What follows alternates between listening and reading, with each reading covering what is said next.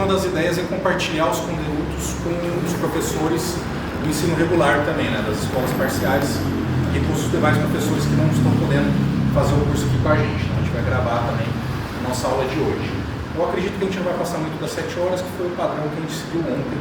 Encerramos um pouco mais cedo, né? Temos previsto até as 8, mas vamos tentar enxugar um pouco. Aqui a inspiração, né, as legislações e programas básicos que a gente segue como parâmetro aqui para o desenvolvimento do nosso trabalho. Em especial aqui a gente tem um programa Município Verde e Azul que estabelece a modulização do nosso programa.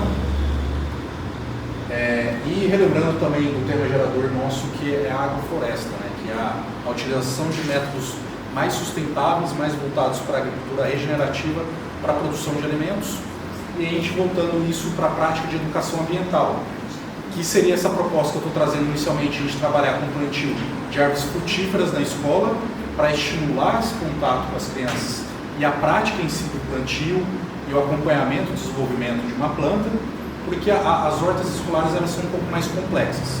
Então, enquanto a gente vai desenvolvendo...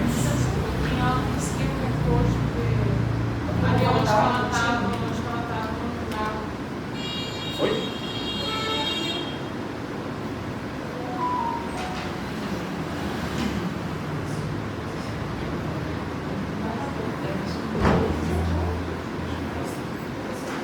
Foi?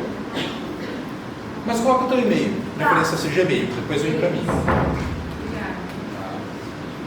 Então voltando, né, porque a agrofloresta, para fazer esse estímulo dentro das escolas, iniciando com o plantio de árvores frutíferas, para a gente já introduzindo esse conceito de preparar a terra, de adubar essa terra, fazer o plantio, acompanhar o desenvolvimento dessa planta, cuidar dela durante o seu desenvolvimento e ter aí a médio e longo prazo, no caso das árvores, o alimento, né, no conceito que nós alimentamos a terra para a terra nos alimentar.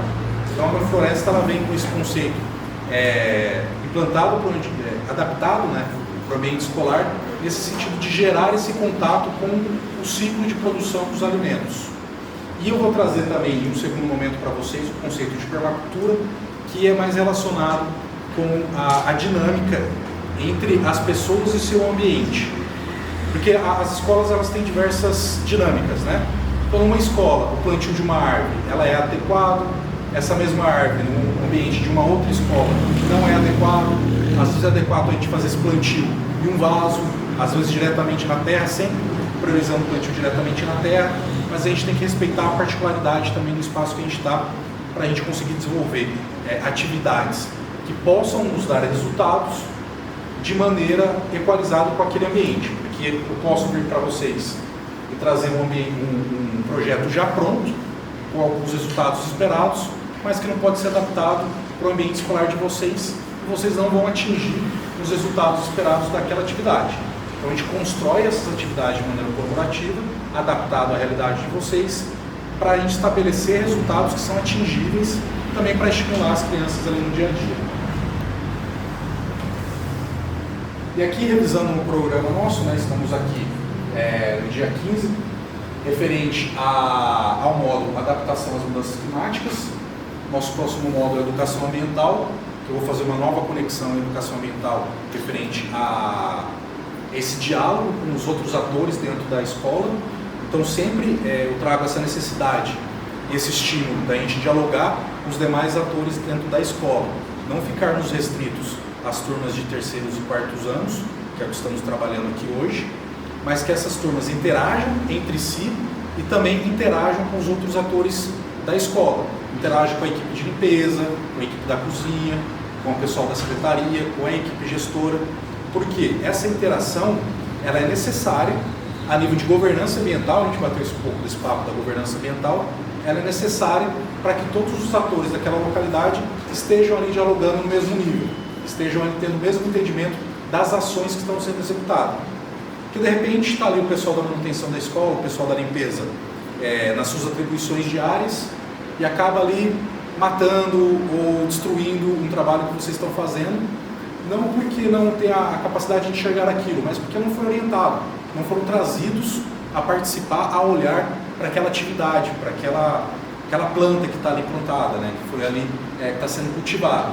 A gente tem um grande problema desse nas escolas, que o pessoal da manutenção de roçado. Às vezes plantamos algumas coisas e o pessoal ali na hora da limpeza não foram, não digo chamados a atenção, mas orientados que ali tem uma planta que deve permanecer ali, eles acabam roçando essa muda junto com as gramas que eles vieram ali para retirar. Então essa comunicação com o entorno era muito importante para esses alinhamentos, para que todos ali daquele ambiente estejam em sintonia, estejam compreendendo o que está sendo trabalhado ali na escola, por vocês nesse momento, os professores e as turmas de terceiro e quarto anos, mas que isso possa envolver aí os demais atores da escola.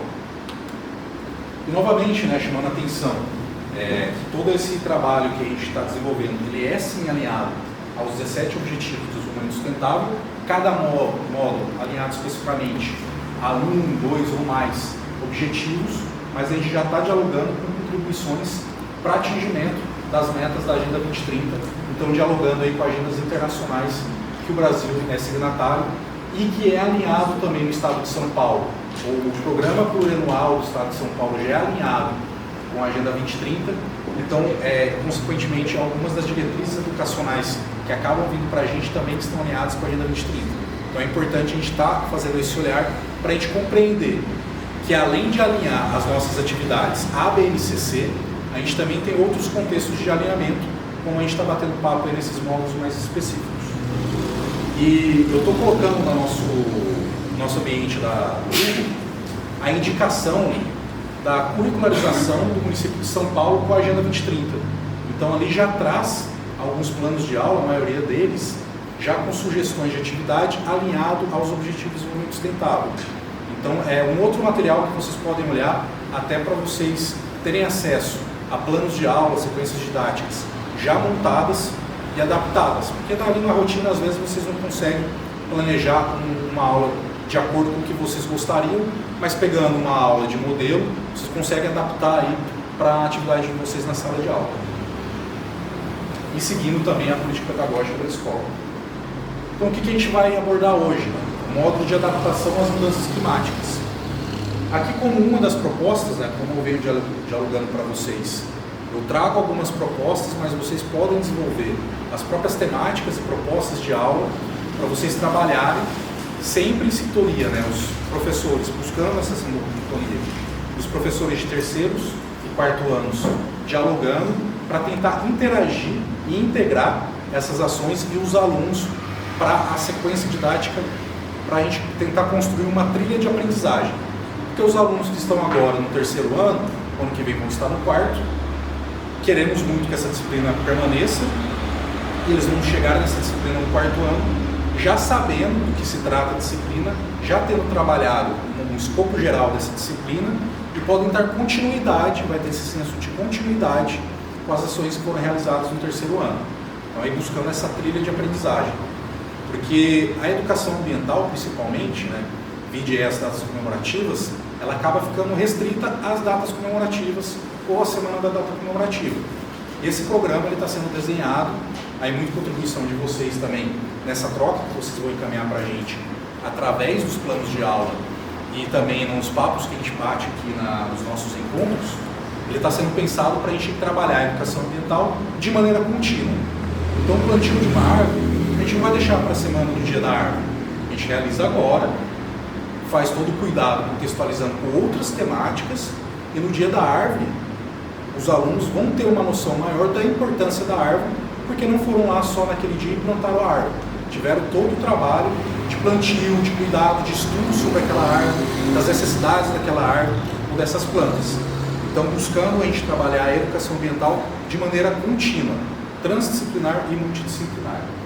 Então, aqui como uma das propostas, né, a criação do Núcleo Escolar de Defesa Civil, para compreender os impactos que as mudanças climáticas e os eventos extremos trazem para o ambiente escolar. Claro que isso é muito alinhado com a Defesa Civil Municipal, vou comentar um pouco sobre ela, mas é importante esse olhar às mudanças climáticas e esse alinhamento com a Defesa Civil e com a estruturação da Defesa Civil Municipal, ela é muito importante para a gente também trazer essa forma de reagir em eventos extremos. Às vezes passamos por treinamentos de como reagir a um incêndio, às vezes passamos por treinamentos de como reagir a uma pessoa engasgada. E isso é necessário, principalmente para a gente não correr ali em ações que possam agravar mais a situação na hora que a gente se depara dessa situação. E com a proposta de visita, né, a gente pode trabalhar, eu posso dialogar com o pessoal da Defesa Civil, a gente buscar um alinhamento, aí, uma visita com ações de treinamento com a Defesa Civil Municipal, compartilhando informações com vocês.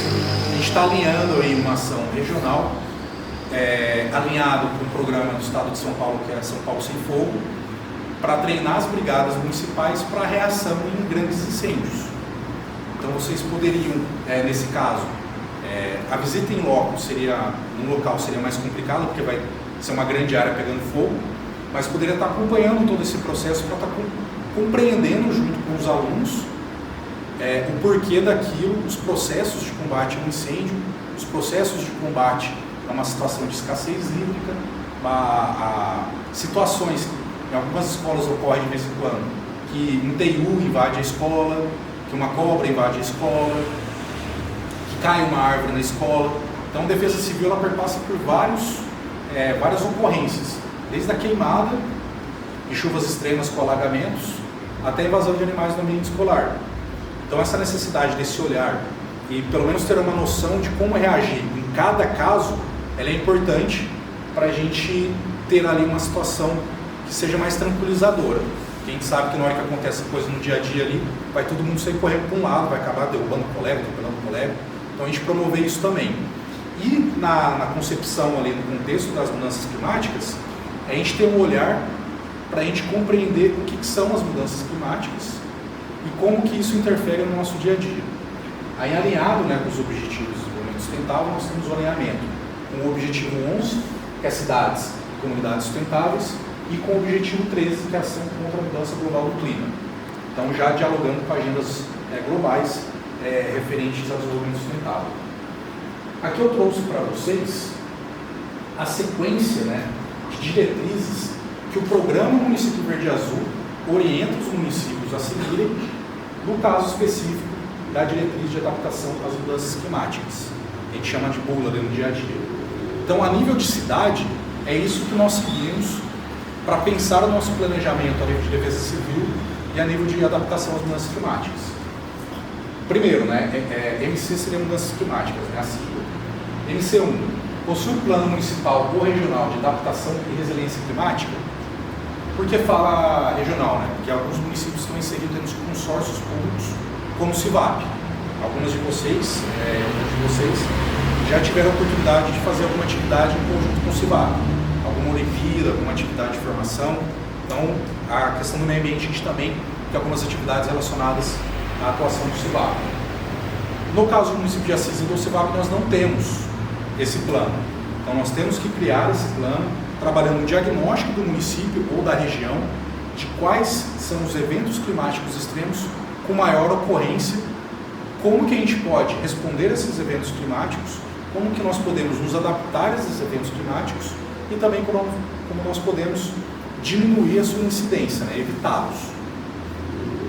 Mudança climática 2. Desenvolve ações relacionadas à adaptação às mudanças climáticas em áreas de risco sob administração municipal em consonância com a Defesa Civil do Estado. Nós temos algumas áreas identificadas com maior potencial de riscos relacionados à defesa civil, principalmente queimadas. Então participamos de programas regionais e locais que visam principalmente treinar as equipes de brigadistas para poderem responder de maneira mais adequada a esses eventos extremos. Então a gente tem algumas estruturas aí e algumas diretrizes para a gente dar essa resposta e fazer um mapeamento desses locais para a gente indicar também a ocorrência desses eventos. MC3, possui defesa civil ou estrutura com atribuição similar? Sim.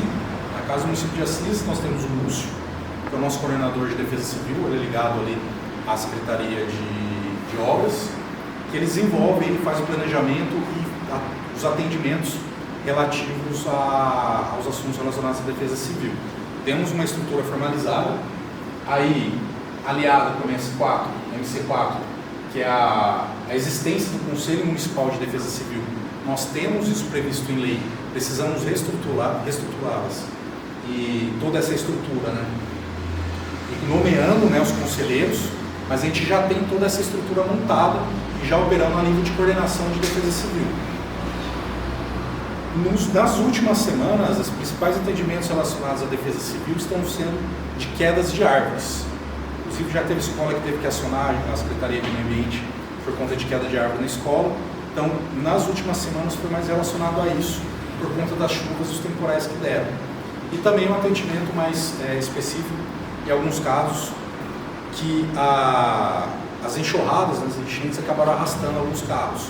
A gente viu ali, principalmente na Câmara Municipal, que evitou-se ali uma fatalidade muito grande por conta da obra iniciada pela Secretaria de Obras e também pela resposta da Defesa Civil. MC5 realiza ações educativas em relação às mudanças climáticas ou sobre redução de riscos de desastres no ensino fundamental.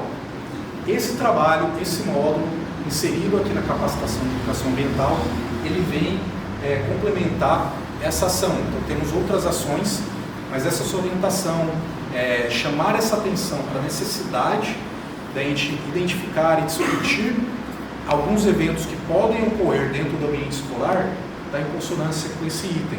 E é muito importante, novamente frisando para vocês, para a gente ter uma noção, uma compreensão melhor de como agir dependendo do que acontece na nossa escola. A gente pode usar o exemplo até questões de saúde, né? Muitas vezes acontecem pequenos acidentes na escola que fica todo mundo desesperado, sem saber o que fazer. Então esses treinamentos são importantes para a gente manter, principalmente para a gente manter a calma e saber o passo a passo para a gente procurar os profissionais mais adequados para a resolução daquele problema. O treinamento é muito mais importante para a gente não fazer besteira no meio do caminho do que para resolver o problema ali de fato. E o MC6, que possui legislação municipal que dispõe de incentivo ou padrões construtivos sustentáveis ou incentiva projetos de terceiros à habitação sustentável e de eficiência energética, redução de perdas, normas técnicas que assegurem qualidade e desempenho dos produtos, uso de materiais reciclados e de fontes alternativas e renováveis de energia. Então, compartilhando com vocês, já tem algumas normativas referentes às compras públicas sustentáveis. A gente tem o guia da Advocacia Geral da União, que estabelece algumas diretrizes para compras públicas sustentáveis, compras e contratações. Temos alguns mecanismos municipais que dão descontos para a obtenção de alvará de construção para empreendimentos que utilizam energia solar. Estamos conversando sobre diretrizes para dar desconto de IPTU em imóveis que tenham alguns critérios de sustentabilidade ali implementados. E temos o incentivo também de uso para os veículos flex, né, utilização de etanol, que é menos poluente. E o município de Assis é signatário de um programa do CIVAP, que é da empresa Pau CIVAP, que é a instalação de uma usina de tratamento térmico de resíduos aqui na nossa região, o qual vai receber os resíduos domésticos da cidade, fazer o tratamento para geração de energia, para retornar para a cidade ou para se vender essa energia na rede, e geração de crédito de carbono para a cidade, para financiamento de projetos ambientais e de infraestrutura. Aí passando um pouco, né, para uma visão mais local, referente aos objetivos do desenvolvimento sustentável e as suas metas, eu já compartilhei com vocês nas aulas passadas a questão do Instituto Cidades Sustentáveis, que tem um programa que é o Índice de Desenvolvimento de Cidade Sustentável, que faz um monitoramento de indicadores relativos à sustentabilidade local, ligados aí diretamente à Agenda 2030. As cores que nós utilizamos são referentes se está atendido essa meta, se está atingida essa meta, se temos desafios significativos, se temos muitos desafios ou se não temos dados que subsidiem a nossa análise. Pegando no caso do município de Assis, o ODS 11, cidades e comunidades sustentáveis. Percentual da população de baixa renda, com tempo de deslocamento ao trabalho superior a 1 hora, na questão de infraestrutura urbana, isso vai impactar na emissão de gases de efeito estufa. Então aqui em Assis, nós somos uma cidade de médio porte, então não demoramos muito o nosso deslocamento. Eu trabalho numa ponta da cidade e resido em outra. Eu demoro no máximo uns 15 minutos para chegar na minha casa ao trabalho. Então não temos aí grandes deslocamentos no dia a dia para a gente fazer. Então nós estamos atingindo essa meta, contribuindo para essa meta a nível nacional. Mortes no trânsito. Ainda temos desafios significativos para atingir essa meta, na diminuição de mortes no trânsito. Apesar de não escutarmos muito sobre mortes no trânsito, a gente ainda, a nível de percentual a cada 1.000 habitantes, né, de índice a cada 1.000 habitantes, tem um número relativamente alto, os parâmetros de infraestrutura urbana.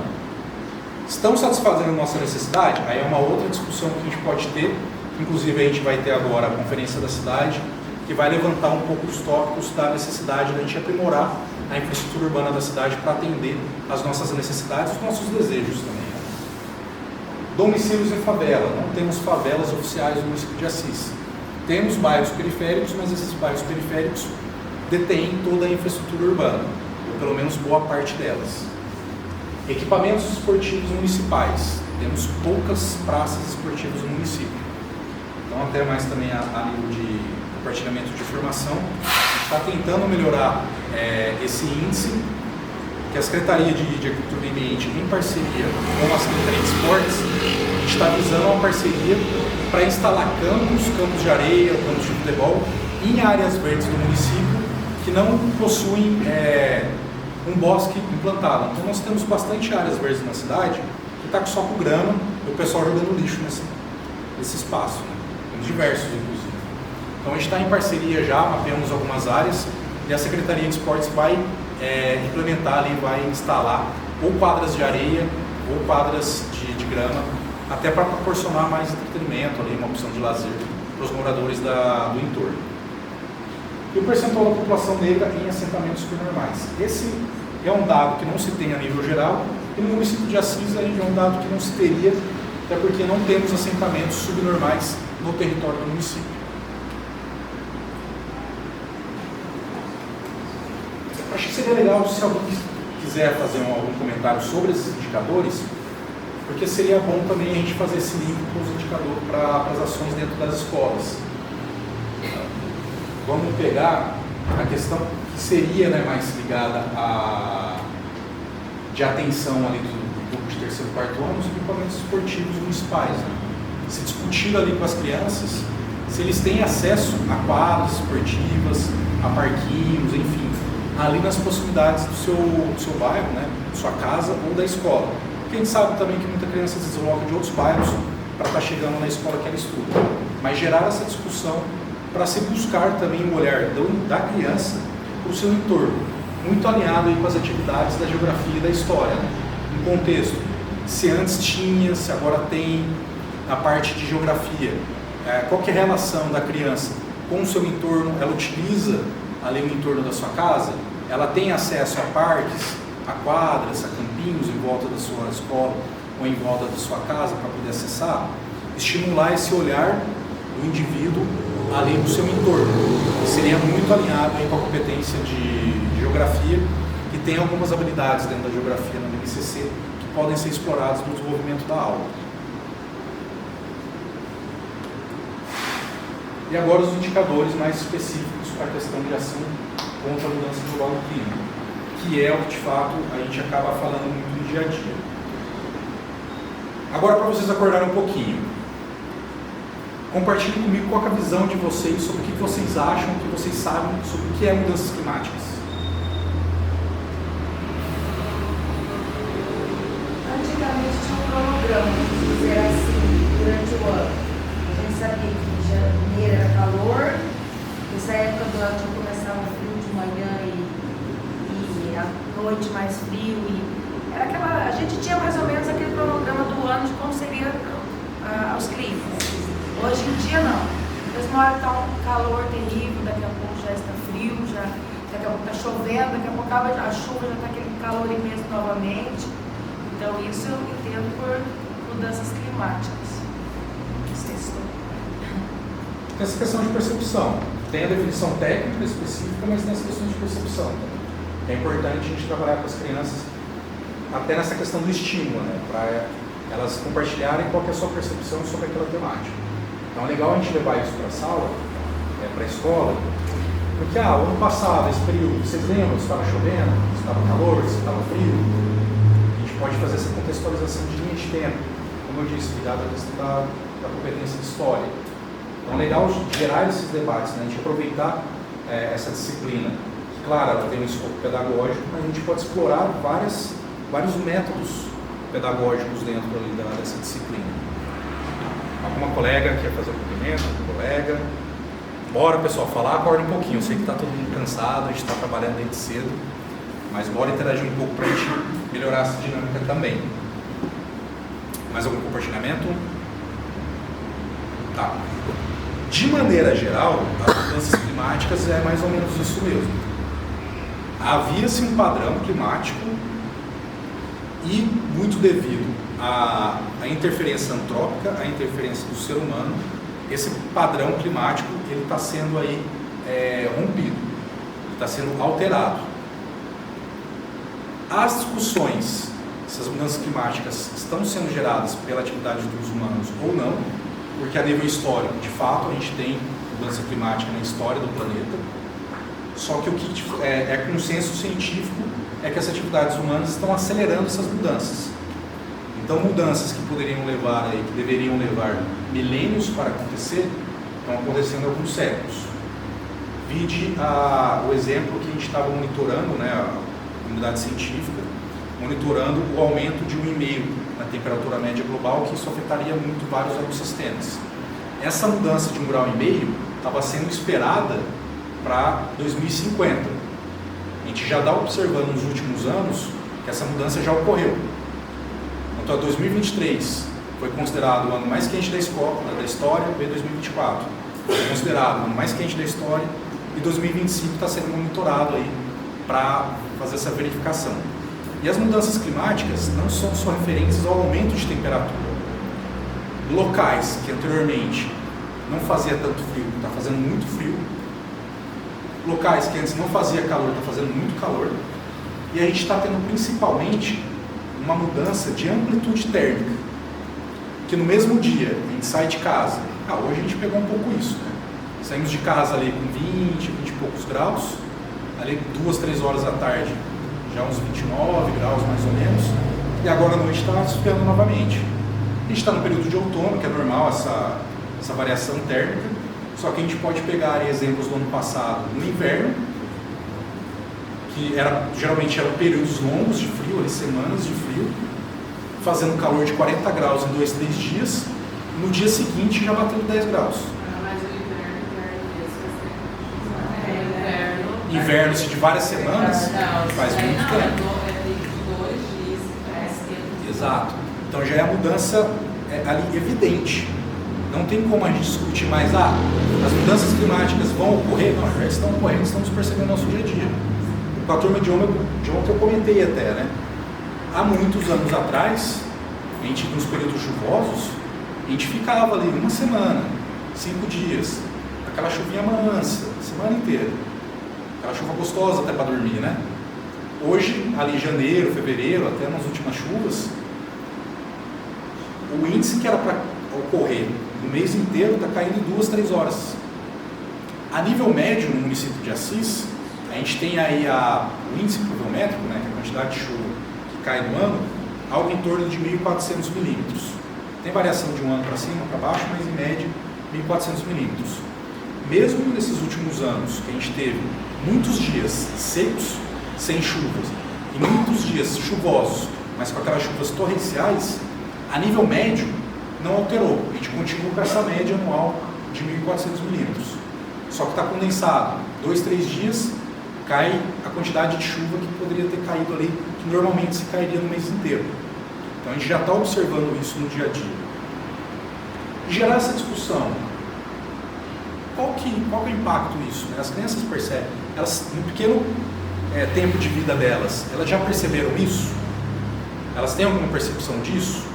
Levar elas para discutir com os pais, com os avós principalmente, né, que tem uma memória aí mais ampla, né, de um período histórico mais amplo. Como que era quando o senhor começou a morar no ambiente urbano? Porque a gente no interior tem muito isso ainda, né? Os avós vieram do campo para o ambiente urbano. Então a gente tem muito essa percepção de mudança. Hoje a gente teve reunião do Conselho de Meio Ambiente e foi comentado com os conselheiros essa questão, né? Porque antigamente, na década de 60, quando eu vim para a cidade, as nascentes urbanas eram muito mais frondosas, afloradas. Aí com a ocupação do solo, a gente foi degradando, né? até fez alguns comentários sobre a questão de poluição. Então, essa pergunta pode até estimular a interação com os outros atores da escola. As crianças ali de terceiro, quarto ano, claro que alinhado ali com um componente da BNCC, com uma habilidade específica e orientados por vocês, fazerem com o pessoal da cozinha, ou com o pessoal da limpeza, ou com o pessoal que não seja a professora. Então essa necessidade de estímulo da interação social, ela é muito importante para a questão ambiental, para a gente ter essas trocas também e ter essa geração de empatia com o outro, essa percepção do trabalho do outro, da importância do trabalho do outro. Então, referentes aos indicadores aqui do ODS 13, Ação contra a Mudança Global do Clima. Emissões de CO2 per capita no município de Assis. A gente tem uma elevada emissão de gás de efeito estufa.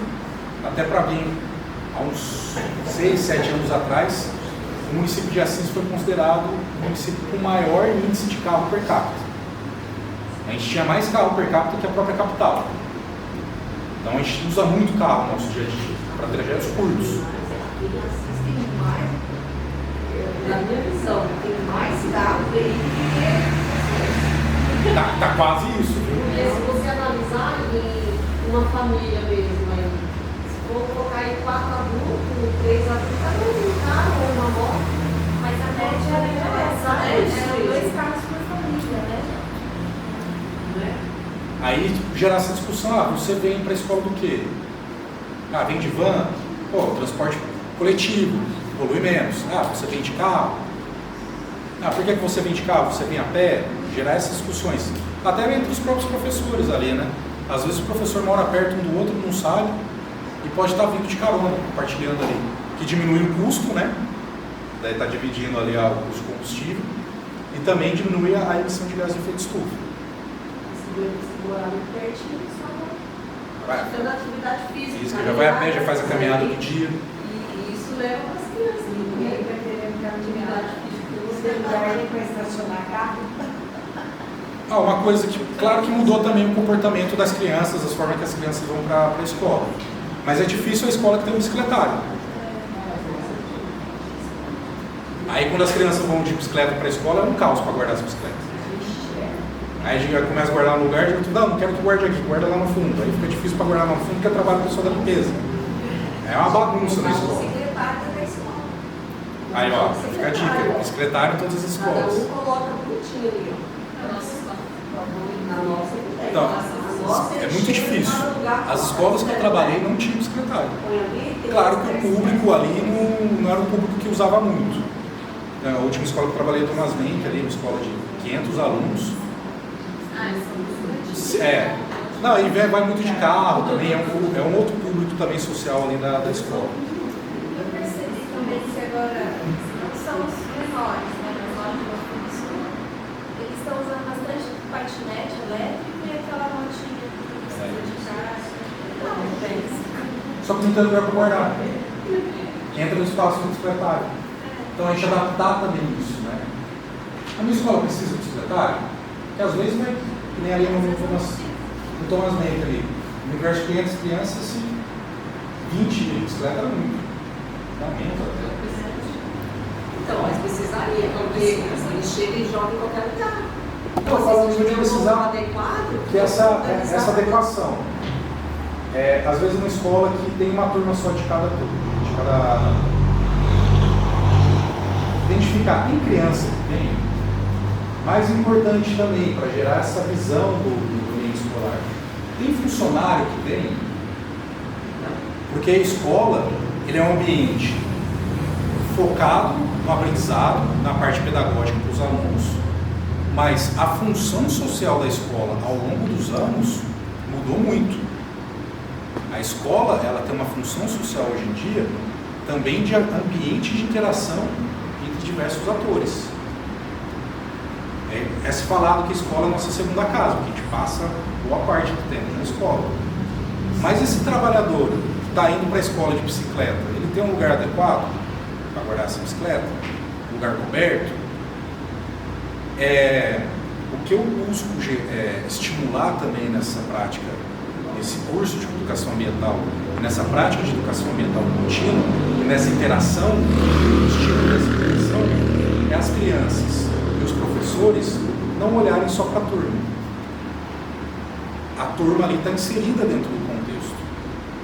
Então, eu não preciso de bicicleta, eu como professor não preciso de bicicleta. Nenhum professor precisa de bicicletário porque ele não vem de bicicleta. Mas tem algum outro funcionário da escola que vem de bicicleta? O espaço desse funcionário guardar a bicicleta é adequado? Porque para as questões de cidadania, vamos colocar assim, nem vamos falar de sustentabilidade, de cidadania, esse olhar de empatia, de buscarmos melhorar a vida do próximo, ele é muito importante porque, de maneira inversa, quando a gente está melhorando o entorno, não está olhando só para o próprio umbigo, melhoramos o entorno, também vai melhorar esse entorno para mim. Então, um bicicletário, usando esse exemplo, não vai resolver meu problema. Mas ter um espaço adequado para guardar essa bicicleta tem o potencial de estimular o olhar para outras estruturas da escola e adequar essas outras estruturas da escola para todos que utilizam essa escola. A escola, sim, tem o objetivo pedagógico que nós temos, mas nós temos toda uma comunidade escolar. Reunião de pais, tem muitos pais que vêm para a escola de bicicleta, vira aquela bagunça. Aí eu estou explorando mais o exemplo do bicicletário, mas essa questão do olhar para o todo, né? Vamos pegar um exemplo que está sendo bastante bacana acompanhar, que é o projeto Óleo do Bem. É função da escola ser um PEV, um ponto de entrega voluntária de resíduo? Não, não é função da escola. Tem uma prática pedagógica nessa ação? Poderia se explorar mais, mas no dia a dia não. Vai ali, entrega o sabão e morreu ali a ação. Poderia se explorar mais a parte pedagógica disso. Só que acaba, como equipamento público, tendo um papel muito importante, porque de outra maneira esse material que está sendo recolhido na escola iria para os lençóis freáticos, iria para os córregos, que de maneira ou outra poderia contaminar a água que chega para a gente. Então, dentro dessa perspectiva de educação ambiental, esse conceito de agrofloresta, que apesar de ser mais focado para a questão de produção de alimentos, e essa perspectiva de permacultura que eu estou buscando trazer de maneira mais resumida para vocês, olhar a escola como um equipamento público, um equipamento social, que de fato, nos últimos anos, a escola absorveu muitas das demandas que eram de outros atores sociais, inclusive da própria família. Está certo ou errado? Não vamos entrar aqui nessa discussão, mas existe hoje esse acolhimento de várias demandas que a escola acaba assumindo porque ela é o instrumento mais fácil de assumir essas demandas. Usei o exemplo aqui do PEV de óleo. Então, esse olhar ambiental, esse olhar para o entorno, o estímulo das crianças com o seu entorno, a interação com o seu entorno, é muito importante porque na vida adulta vai proporcionar a ela uma visão mais ampla da sociedade, não ficar olhando para o próprio umbigo ou só olhando para o celular. Porque parte dos problemas de cidadania que a gente está tendo hoje em dia é essa questão de um olhar fechado no indivíduo. Então a educação ambiental, meio ambiente, não é só o animalzinho, a plantinha, o meio ambiente, onde nós estamos inseridos. Qual que é a nossa interação, no nosso caso, com a unidade escolar, com o ambiente escolar. Como que a comunidade escolar interage com a escola. Então, aí são umas reflexões que a gente pode traduzir isso para as práticas de ensino na sala de aula. E a disciplina de meio ambiente e sustentabilidade, ela tem um potencial muito grande para a gente explorar isso. Que tem as entregas que vocês precisam fazer, mas não é igual índice de matemática, índice de aprendizagem de leitura, de oralidade. Então, são coisas mais abrangentes que nós podemos explorar. O segundo indicador, concentração de focos de queimada. Nós temos em Assis uma diminuição a nível de pontos de queimada ao longo dos anos. Nós temos sim várias áreas que são historicamente problemáticas para a questão de queimadas. E esse mapeamento, esse olhar para os focos de concentração de queimada e esse monitoramento nos permite aí buscar ações mais efetivas para diminuir o problema de queimadas nesses pontos. Às vezes um ponto é uma roçada mais adequada, mais periódica, e outro ponto é deixar um guarda ali, que em alguns pontos tem acúmulo de resíduo, né? A gente tem bastante problema de o pessoal tacando fogo para tirar o cobre do fio. Então, cada situação, você monitorando, sabendo que ali é um histórico de queimada, então você tem um olhar em observar ali como que você pode diminuir esse problema. E trazendo isso para a prática na sala, vocês podem dialogar com tanto a equipe gestora, a equipe pedagógica, gestora, a comunidade interna escolar, junto com os alunos, perguntando, onde muitas vezes pega fogo aqui? Qual é o principal problema de fogo aqui no nosso bairro? Já pegou fogo aqui do lado? Ali no Thomas Menck, usando o meu exemplo ali, né, na época que eu trabalhei lá, o pessoal construindo ali do lado, a escola do outro lado, o pessoal da construção tacando fogo no lixo ali do lado da escola. Qual foi o alinhamento, qual foi a orientação que foi dada para esses pedreiros que estavam lá? Então, essa necessidade de diálogo também. A diretora também não sabia para onde correr, né? Liga na educação, liga no meio ambiente, para quem liga. Então, essas reflexões geram esses direcionamentos de percepção. Para a criança levar para a sala, levar para a escola, a gente levar para a escola e levar para casa, nessa percepção. Hoje, perguntando para vocês diretamente mesmo, vocês sabem para onde ligar para fazer denúncia de queimada? Aí, precisa melhorar essa comunicação da Secretaria de Meio Ambiente, né?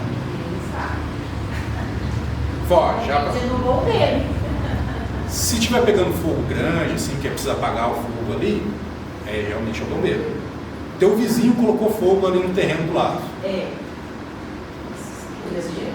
Ambiente? Meio Ambiente? Secretaria do Meio Ambiente. E a gente vai fazer a fiscalização, a gente não vai apagar o fogo só se estiver grande. Que daí a gente aciona a Defesa Civil. Quando for fogo grande, Defesa Civil. Aí, por exemplo, se for final de semana. Aí durante a semana liga, por quê? O fogo, os indícios de fogo vão ficar lá. Então vamos supor que o teu vizinho colocou fogo no terreno dele. A gente vai chegar na segunda-feira, vai ter indícios ali de fogo. A gente vai multar o proprietário do terreno. Se for queimada grande não precisa pagar, aí é bombeiro. Mas meu vizinho está colocando fogo. Ou final de semana, o vizinho colocou fogo aqui para limpar o terreno. A vizinha colocou fogo ali, eu consegui tirar foto. Se vocês tirarem foto e mandar para a gente já consegue encaminhar a autuação. É bom, gente. A gente trabalha com o João Luiz. O João Luiz Tá. E assim, quase toda semana é uma fumaça que chega supermercado. Então a gente não sabe, né? Porque os São Paulo a gente não sabe de onde que vem. Mas é direto queimado. E aí logo começa agora, né? Agora a partir de abril e maio a gente tem o período de estiagem, que é o período que ocorre mais queimadas.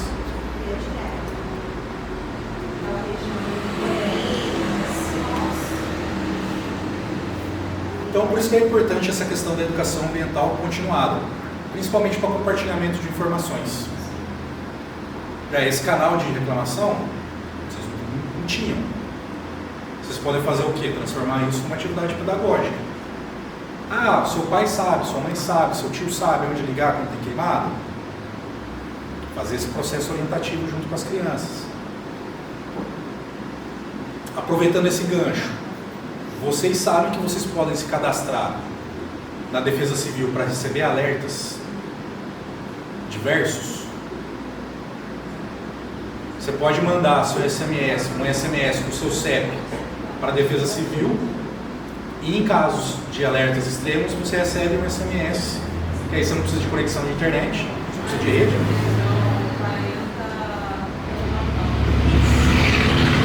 Uma outra atividade para ser trabalhada com as crianças poderia ser essa questão de informativo, um canal de informação para os seus pais para poderem acessar, os demais profissionais da escola poderem acessar, para a própria escola poder acessar. Está com risco de chuva forte. A gente sabe que com chuvas fortes muda totalmente o esquema de entrada e saída. Também, na nossa região ali do João Luiz, tem um local onde, no ano passado, o carro da professora do João Luiz desceu lá na creche, pequeno aprendiz com enxurrada. É muito complicado. Aparecidão ali, preparar lá no resort Colinas. Resort Quando vem a chuva, vem na secretária. Onde eu Vai, vou ladeira abaixo. tira o carro da onde está, coloca em tal lugar. Ok, Aí é uma atividade que poderia ser alinhada com a competência de artes e geografia. Fazer um mapinha ali da escola, do entorno da escola, identificando, ó, esses pontos alagam, vamos evitar colocar carros aqui. E compartilhar com a escola toda, com os pais, apresentar isso. Muitas dessas atividades. e alerta isso tudo. As crianças fazerem uma arte ali de alerta. Então as atividades, elas têm muitas possibilidades, mas com determinados objetivos. Que novamente esse diálogo com as crianças e com a equipe escolar como um todo pode dar diversas informações para vocês gerarem atividades ali para a sala de aula. E não só sala de aula, eu falo sala de aula com a turma, né? Mas também tirar as crianças da sala de aula para perceber o seu entorno. Então aproveitar também essa disciplina, que vocês tenham um pouco mais de liberdade de tirar as crianças da sala para perceber o entorno. Claro que tem turma que às vezes não dá para sair da escola com a turma, né? Tem umas peças raras, que fica difícil sair. Né? A gente precisa de um apoio maior, precisa de 2 agentes escolares, precisa de estagiário para sair junto. Tem que chamar o povo do meio ambiente para ajudar. Né? Para dar uma distraída ali pro pessoal. Mas é importante tirar as crianças da sala de aula e sempre, quanto possível, da própria escola, para ter essa percepção do entorno.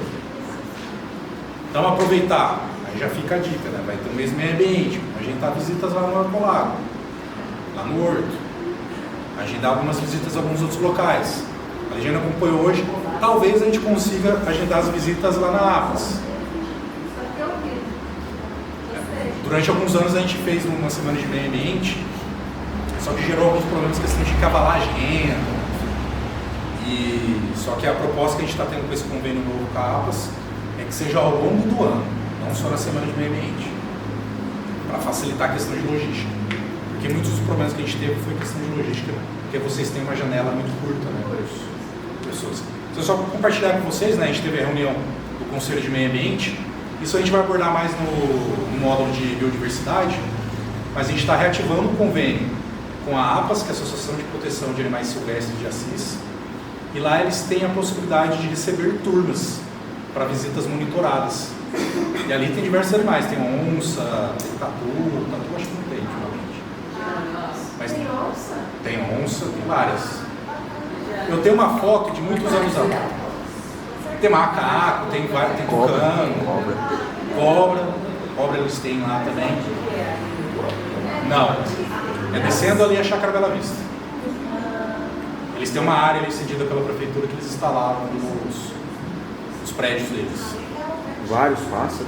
Tem vários pássaros, tucano, arara, papagaio, várias espécies de macaco. É que lá não é um ambiente aberto para visitação. Lá não é um ambiente aberto para visitação. Lá é um... Pera aí, galera, de cara vez. Não. Eles recolhem os animais machucados, não é assim? Como que é? Eles recebem animais machucados ou apreendidos, buscam fazer a reabilitação desses animais e sempre que possível retorná-los à natureza. Só que parte desses animais ou foram para lá muito jovens, ou não tem condições de voltar para a natureza que acabam ficando lá. Então lá tem várias onças que foram para lá muito jovens, que eles não podem voltar para a natureza. Não porque não vai conseguir caçar, é porque está tão acostumado com o ser humano que vai ver uma casa, vai associar alimento e vai para casa. E são relativamente dóceis ali. Eles gostam de um gato grande. A Natália, que geralmente acompanha as visitas, o Marinho chega perto do recinto e começa a ronronar. Só que imagina o ronronar de uma onça, né? Então é bem legal lá. Lá eles não recebem visitas abertas, porque lá é um CRAS. É um centro de reabilitação de animais silvestres. Então eles não podem ficar recebendo visita, porque a maioria dos animais que estão lá não pode ficar tendo muito contato com o humano, porque o objetivo é voltar para a natureza. Mas visitas monitoradas, principalmente com finalidade educacional, a gente consegue fazer lá. Durante 3 anos, mais ou menos, na semana de meio ambiente, a gente levava algumas turmas da Secretaria da Educação para fazer visitas lá. E agora a gente está tentando retomar aí essa parceria para a gente poder estar levando. Aí a prioridade vai ser de vocês, né? Os alunos do 3º e 4º anos que estão participando aí. Então, acredito que ainda esse ano rola. A gente está acelerando esse processo. Mas voltando para mudanças climáticas. Eu vou deixar o cronograma pronto. Isso. Ó, estratégia para gestão de riscos e prevenção a desastres ambientais. Para vocês terem essa noção da conectividade, né, da integração entre as políticas públicas. A Agenda 2030 é uma agenda internacional pactuada pelos países que fazem parte da ONU, que entra vários acordos internacionais dentro da Agenda 2030, e ela está diretamente relacionada com o programa do Estado de São Paulo, o programa do Município Verde Azul, que na sua diretiva de adaptação de mudanças climáticas traz esse planejamento e instrumentos para a gestão e prevenção de riscos e desastres. Está diretamente dialogando aqui com uma das metas do DS13. Então, toda essa construção do programa de educação ambiental ele busca isso. Claro que, inicialmente, todo o arcabouço pedagógico, principalmente política nacional, política estadual e política municipal de educação ambiental, mas não vivemos em ilhas, então conectado com as outras temáticas. Então hoje, porque temos desafios significativos, porque não temos instrumentos efetivos para o planejamento e adaptação e prevenção de riscos e desastres. Temos aí um instrumento que é o plano de contingenciamento, que ele tem muitos anos, está completamente desatualizado, e nós precisamos atualizá-lo. Mas hoje a gente não tem instrumentos efetivos para isso. Proporção de municípios em área de risco, temos pouquíssimos municípios em área de risco, e a maior parte deles em área de risco relacionado a enchentes e alagamentos. E percentual do município deflorestado. Nós temos de área vegetal no município, então com vocês a gente está tendo esse olhar mais focado internamente, mas na diretiva de arborização urbana, vocês vão olhar o externo, ver as calçadas do entorno da escola, ver se estão com a arborização adequada. Com a árvore adequada para o coletivo, se tem árvore, qual é o espaçamento dessas árvores, como é que está a situação dessas árvores. Então, novamente, né, falando para você, eu falei nos nossos primeiros encontros, mas reforçando. Os módulos, eles devem ser pensados, as suas ações, interligadas. Então, de repente, vocês podem, semana que vem, fazer uma ação referente ao módulo de arborização urbana, ou com a temática de arborização urbana, e depois vocês vão adequar só a questão do plano de aula para ser entregue para a gente, na hora que chegar a parte teórica da diretiva do módulo de arborização urbana. Então vamos buscar as conexões entre os módulos para a gente ter esse caráter de continuidade. Então aqui eu estou explorando com vocês esse caráter de continuidade e essa interconexão, e vocês vão me dar um feedback para a Ligiane também, muito importante para a gente compreender até para os próximos anos como que a gente pode construir, e vai ter um momento que a gente vai dialogar, que vocês vão poder descer além no programa, para a gente adaptar esse programa para deixar mais atrativo para os professores e mais eficiente para as questões ambientais. Como que a gente pode explorar esse programa para melhorar a arborização na escola, explorar esse programa para melhorar a coleta seletiva na escola. A gente tem diversos problemas referente a isso, a gente vai bater um pouco de papo disso no módulo específico de resíduos sólidos. Então a gente buscar a interconectividade desses módulos, sempre buscando a multidisciplinaridade e essa questão da educação ambiental de maneira contínua. Não reforçar novamente, não se limitem às datas ambientais. Utilizem as datas ambientais porque vocês têm um aspecto pedagógico para seguir.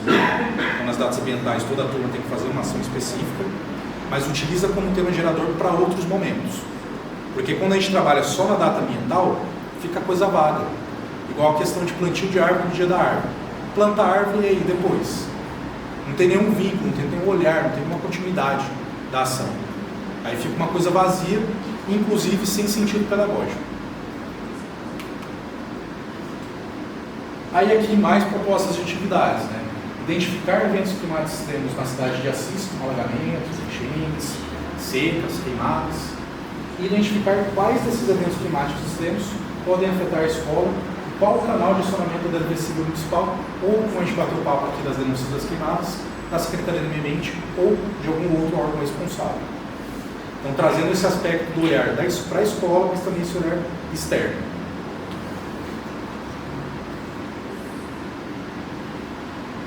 E aqui, especificamente, é o que está no nosso ambiente virtual, na sala de aula Google, que é a proposta. Vocês precisam fazer exatamente isso? Novamente, não. É uma sugestão que já está alinhada com componente e com habilidade. Mas vocês podem desenvolver outras ações. Aí, pensando no terceiro ano, o componente de história. Selecionar por meio de consulta de fontes de diferentes naturezas e registrar acontecimentos ocorridos ao longo do tempo na cidade de Assis ou na região que vive. Pode ser ali o bairro rural. Sendo a atividade, a pesquisa nos jornais locais, seja impressos, digitais, nessas ocorrências e discutir em sala quais são as possíveis causas, se poderia ocorrer na escola e quais medidas poderiam ser adotadas para a prevenção de incêndios na escola. Aí mais especificamente incêndio, mas podem ser utilizados outras ocorrências. Aí passando para as atividades do quarto ano, o componente língua portuguesa. Aí reforçando esse critério de multidisciplinaridade e transdisciplinaridade. Identificar notícias, os fatos, os participantes, local e momento do tempo da ocorrência do fato noticiado, com a atividade sendo a utilização desses textos selecionados para a atividade do terceiro ano. Então o quarto ano pode selecionar essas ocorrências e apresentar para o terceiro ano, estimulando a parceria e a contextualização das atividades entre as turmas e fazendo uma leitura com os alunos, levantando essas hipóteses, para as possíveis causas e fazendo identificação de informações mais pertinentes. Então o quarto ano pode fazer a identificação dessas notícias e fazer a análise ali, no âmbito da língua portuguesa, da questão textual, da questão gramatical, do tipo de texto que está sendo apresentado, levar esses fatos, essas informações para a turma, apresentar de fato para a turma do terceiro ano e gerar uma discussão coletiva ali sobre se pode ocorrer na escola, se ocorre perto da escola, quais são os canais que eu posso acionar no momento de emergência, talvez o resultado dessa atividade ser um panfletinho feito pelos próprios alunos, com os números, indicando os números a serem acionados em caso dessas ocorrências, orientações mais técnicas, daí eu posso passar um texto base para vocês utilizarem em sala, e principalmente nesse estímulo da interação entre alunos de terceiro e quarto ano, sendo que as atividades de uma turma pode subsidiar a atividade de outra turma e haver uma troca aí de informações, de diálogo, enfim, deixar a molecada livre também para como que eles vão utilizar essa informação. Porque às vezes ali, deixando eles livres para interagirem, pode surgir coisas muito valiosas que a gente pode levar inclusive para a Secretaria de Meio Ambiente, para se dialogar aí junto com a Defesa Civil. Porque esse estímulo entre professores, entre turmas, tem essa capacidade de gerar novas ideias, porque vocês vão ter outra percepção dos problemas, pode gerar novas ideias que a gente pode trabalhar. Porque a gente no dia a dia ali, a gente vê muito o aspecto tecnicista do negócio, e vocês com o olhar pedagógico podem nos proporcionar uma outra visão para a solução de alguns problemas. Então haver sempre essa troca. Eu não estou aqui para ensiná-los a trabalhar a educação ambiental. Eu estou aqui para compartilhar os conhecimentos técnicos referentes às temáticas de educação ambiental para vocês aplicarem e desenvolverem isso dentro da sala de aula. E isso pode reverberar para fora da sala de aula. Não é só para dar ponto para vocês no final do ano, não. Traz algumas informações legais para vocês. Então, porque no primeiro momento ele foi feito nos quartos anos, do projeto de leitura.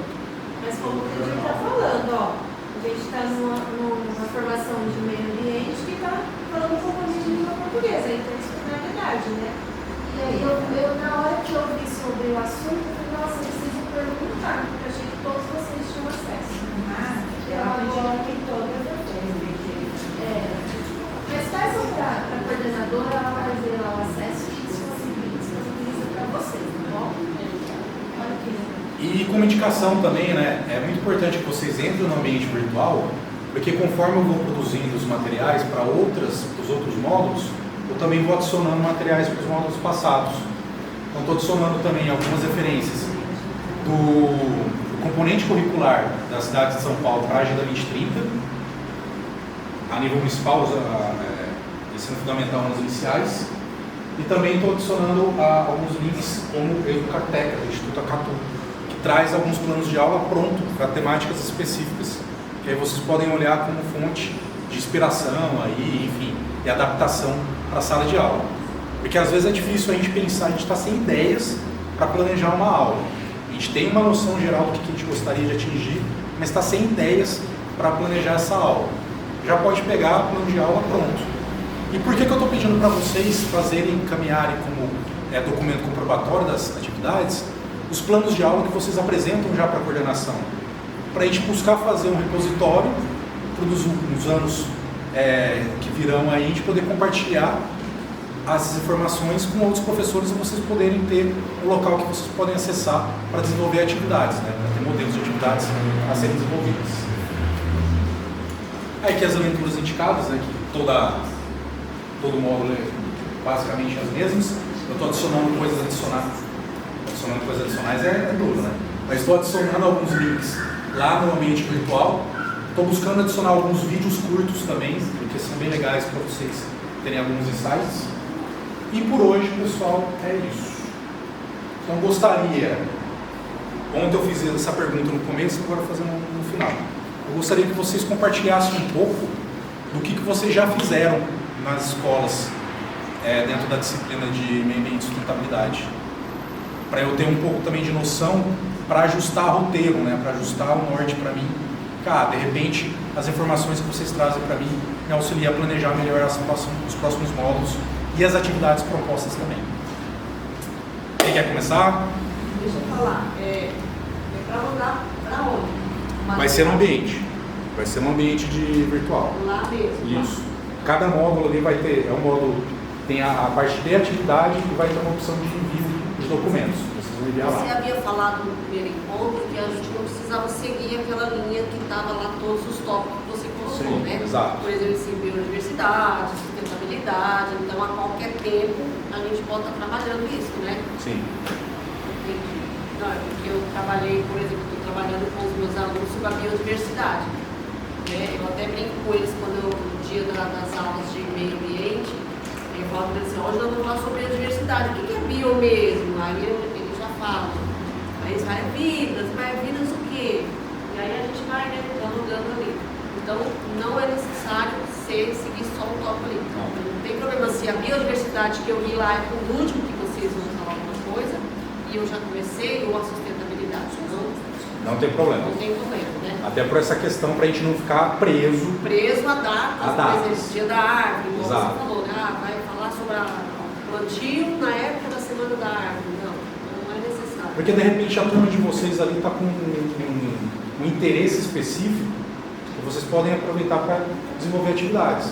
Aí vão ficar presos a um programa. Inclusive, eu falando de biodiversidade e falando sobre plantas com eles, né, e plantio, a gente fez a plantação, até tirei foto a gente está esperando germinar a semente de pimentão. Do pimentão. Aí está lá nos potinhos já para germinar, já está dando um prazo, e fiz isso aí na biodiversidade, falando sobre plantas ornamentais, plantas medicinais, as plantas, né, dos frutos, tem frutos. Então, sim. Mais alguém? Eu trabalhei Você está com uma vontade de falar? Eu só queria falar que eu não consegui entrar nesse ambiente, que eu não sei como é que faz. Você deixou teu e-mail na lista Eu lá? deixei, mas Não, nessa lista de hoje. não, agora não. Então preenche lá. Porque assim, a Ligiane passou uma lista de e-mails e eu disparei o convite. Poucas pessoas conseguiram acessar. Pessoal, preferencialmente Gmail, porque alguns outros e-mails podem dar problema. Então eu estou pegando o e-mail de vocês, trouxe o QR Code para jogar vocês lá, para vocês poderem ter esse acesso. Porque já tem conteúdo lá de 3 tópicos, né? Que é recursos hídricos, governança ambiental e de hoje adaptação às mudanças climáticas. Então já tem um material para vocês. Então quem não conseguiu acesso por QR Code ou não recebeu o convite ainda, deixa o e-mail registrado para mim, que eu vou mandar um convite essa semana. Eu trabalhei com a conta de água. E para eles, né? Pedi aquelas contas que já estavam pagas, falei, não traz conta para eu pagar, não, que eu não vou pagar. Já tem as nossas, né? Aí eles, olha, eu achei interessante, porque eles não têm nem noção do que é conta de água, conta de luz. Várias crianças levaram conta de luz. Eu levei várias antigas da minha casa, então a gente ali trabalhou um monte de coisa. Trabalhei lá que tenha o nome do proprietário, o custo lá da conta, o consumo, teve um mês anterior gastou menos ou gastou mais do que o outro. Então, assim, tem eles coisas para trabalhar na conta ali. E eles todos felizes trazendo a conta lá da casa e trouxeram um monte, trouxeram conta de luz. Olha, você vê que eles não têm nem noção que aí eu expliquei, que é a conta de luz, que é a energia. Então, deu assim para trabalhar eles coisas na conta de água. Gostei muito. Isso reforça esse critério da transdisciplinaridade da educação ambiental. A gente estava trabalhando uma questão de recursos hídricos dentro da educação ambiental, dentro de outros contextos, né, dos componentes da BNCC, e indiretamente você acabou fazendo uma ação de educação financeira. Isso. Que é olhar as contas da própria casa. Exatamente, que a gente tem, né, educação financeira nessa disciplina da tarde, né? Mas achei muito rico, porque de um gancho foi puxando endereço, número, trabalhou no número da casa, olha, e um queria interessado em olhar a conta do outro, a conta da minha casa. Já gera uma discussão. Aí eu pedi para a diretora que eu queria da escola. Aí a diretora falou que a da escola, que era a prefeitura, que ela ia pedir a conta A da gente está escola. tentando viabilizar isso para mandar para as escolas. Aí ela pediu, ela falou, eu achei que ficasse na escola, mas não. Aí ela disse que ia pedir para a prefeitura para vir essa conta, porque daí eles ficaram interessados, porque olha, já pensou vocês fazer economia na escola, porque a gente vai ver o tanto de consumo e vocês orientarem os coleguinhas que ficam escovando o dente, torneira aberta, às vezes vocês passam, a torneira está aberta. Não importa quem deixou aberta, vai lá e fecha, faça a doação. Então, um monte de coisa. Olha, sei que dá para trabalhar com A Maralice prometeu para arrumar para a gente. É interessante porque o meu aluno também perguntou, professora, quanto que tem de energia para a escola? Porque agora tem ar-condicionado, ele falou que vai aumentar o valor, vai? E assim, é necessária essa informação até para a gente reduzir o consumo. Porque se uma informação que você não tem, você não consegue trabalhar com ela. E assim, é importante, os temas que eu trago para vocês são temas geradores, né? O próprio agrofloresta. Em alguns momentos a gente vai trabalhar diretamente com esse conceito, outros não. Mas eu vou perguntar para vocês, assim, de maneira geral. Vocês conhecem o conceito, a teoria do tema gerador? Olha, eu já morei com o pessoal usa muito. Tá. Questão de energia. Não, eu falo do tema gerador O tema gerador é um tema a nível de pedagogia, né? É um tema que a gente escolhe, que a gente trabalha com ele, que ele vai ser o eixo para se trabalhar outras competências. Ele é muito utilizado no ensino da geografia. Eu vou fazer um material específico, que eu venho falando tema gerador, aí eu acho que eles não conhecem. Eu aqui no componente. O tema gerador é a floresta. Geralzão. O geral. Sim. Aí como faz Exato. Aí vamos pegar o exemplo aí da água, né? Recursos hídricos. O recursos hídricos ele foi um tema gerador para se pensar o consumo da água da escola. São temas que ele desencadeia o trabalho de outras atividades pedagógicas. Vamos chamar de um tema guarda-chuva. A questão das queimadas, adaptação à mudança climática e redução de risco de desastre, ele é um tema gerador que você pode trabalhar na geografia, o olhar do indivíduo do seu entorno. Na história, a sequência histórica, a ocorrência histórica dessas queimadas ou desses riscos de desastre. Então, eu vou trazer para vocês uma síntese do que é o tema gerador. que eu uso muito no meu dia a dia. Aí às vezes você usa um conceito e você acha que todo mundo sabe o conceito. Mas o tema gerador, para quem trabalha na área de pedagogia, é um conceito, uma teoria muito legal para ser trabalhada. Vou trazer para vocês depois. Eu estudei muito na época que eu estava estudando alguns conceitos de geografia. Então eu tenho mais ligado à questão de geografia. Mas se eu não me engano, o Paulo Freire ele trabalha muito com essa questão do tema gerador. E quem não leu, pessoal, quem é pedagogo e nunca leu o Paulo Freire, merece uma cadeirada na boca. Porque precisa se ler Paulo Freire. Primeiro. Pessoal, tá todo mundo dispensado.